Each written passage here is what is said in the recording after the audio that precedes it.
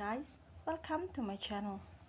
100% FDI allowed in insurance intermediaries, no more peekaboo. Notification of the amendment rules, the non-debt rules quite strongly continued to prescribe a 49% sectoral cap for foreign investment in insurance intermediaries. The non-debt rules were subsequently amended on December 5, 2019 by way of the Foreign Exchange Management Non-Debt Instrument Amendment Rules 2019. However, strongly again, this side amendment also did not revise foreign investment cap of insurance intermediaries.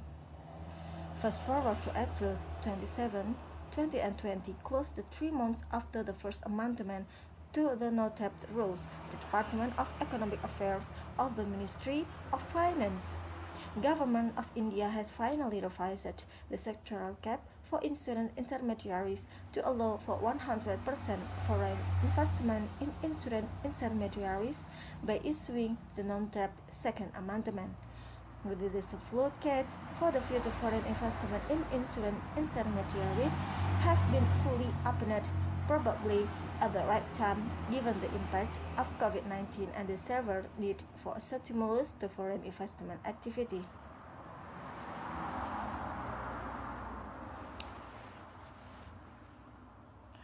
What is new in the non-debt rules second amendment? It is pertinent to mention that for the financial service sector, FAM and FDI policies seek to deter the sector regulators such as IRDAI and SEBI for prescribing foreign investment sectoral conditions for the constituent of the relevant sector.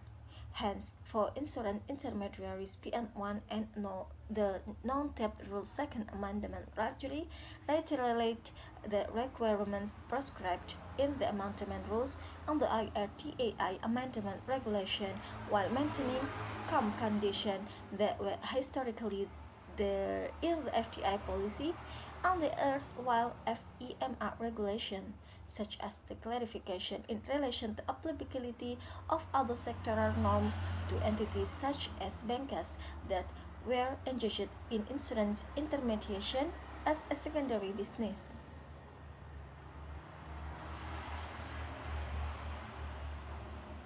That said, it is pertinent to mention that the amendment made by way of PN1 and non-debt rule second amendment continue to provide that all foreign investment in insurance intermediaries will be subject to verification by the IRDAI. This verification requirement had always been a part of the foreign investment rules.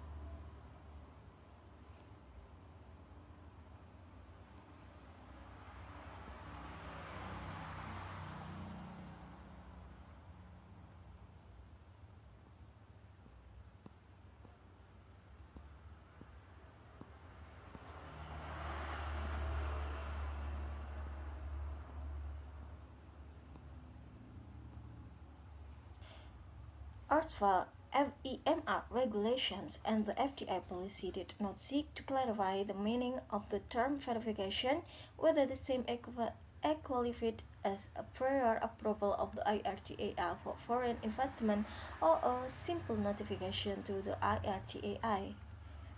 The answer to this question was always simple in case of transaction, which triggered IRDAI prescribed threshold for taking prior approval of the IRDAI. For example, for insurance brokers, the IRDAI Insurance Brokers Regulations 2018 clearly specify that insurance brokers shall seek prior IRDAI approval for any transfer of shares or issue of equity capital that would result in the total paid-up capital holding of the transferee in the shares of the insurance broker to exceed 20% of the insurance broker's paid-up capital.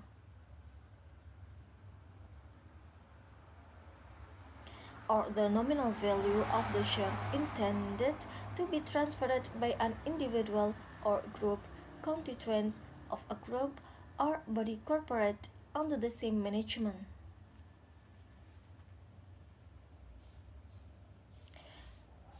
Jointly or severally exceeds 10% of the paid-up capital of the insurance broker.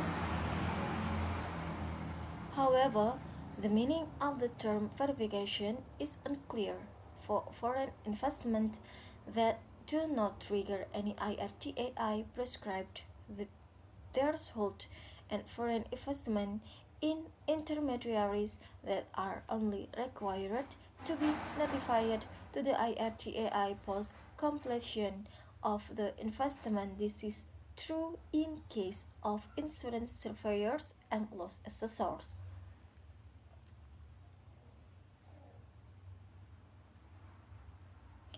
In all such cases, one may take a view that the reference to verification only seeks to cover transactions for which the IRTAI itself has prescribed a prior approval, and verification requirement will be redundant in case of investment for which IRTAI approval is otherwise not required under the applicable regulations.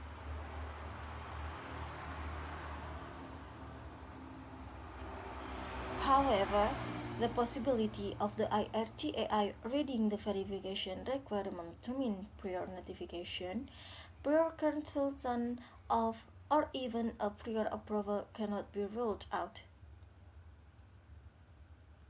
in which case foreign investors will continue to remain subject to transactional uncertainty.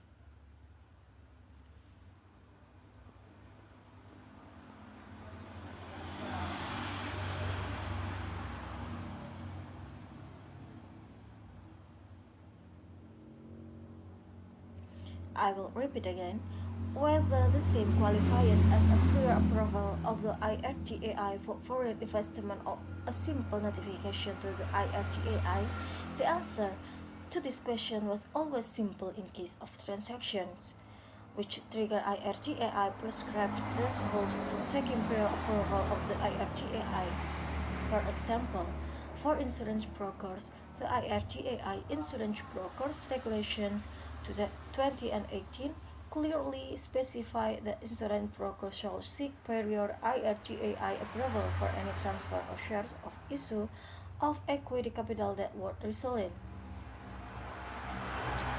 The total paid-up capital holding of the transferee in the shares of the insurance broker to exceed 20% of the insurance broker's paid-up capital, or the nominal value of the share intended to be transferred by an individual or group constituent of a group or body corporate under the same management, jointly or severally exceed 10% of the paid-up capital of the insurance broker.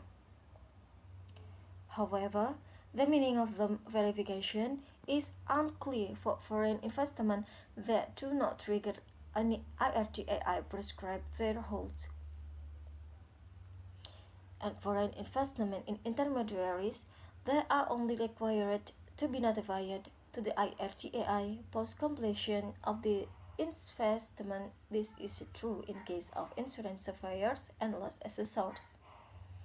In all such cases, one may take a view that the reference to verification only seeks to cover transactions for which the IRTAI itself has prescribed a prior approval, and verification requirement will be redundant in case of investment for which IRTAI approval is otherwise not required under the applicable regulations.